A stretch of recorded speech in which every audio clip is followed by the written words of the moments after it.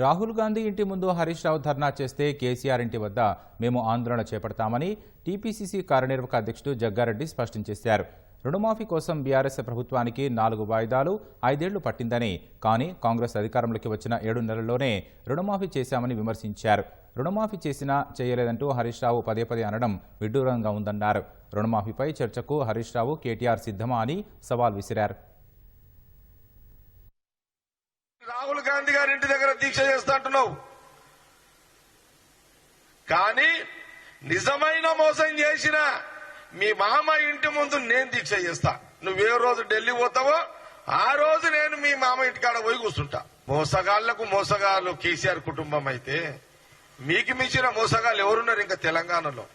ఎవ్వరు పనికిరారు కాంపిటీషన్ కి. మీకు రాజకీయంగా నమ్మించి మోసం చేసేట్లా మీరు నంబర్ 1.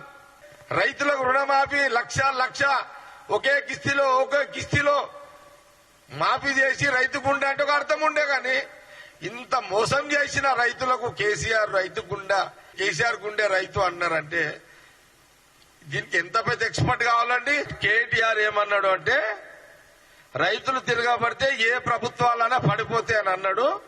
కరెక్ట్, అందుకే వాళ్ళ ప్రభుత్వం పడిపోయింది, మా ప్రభుత్వం వచ్చింది.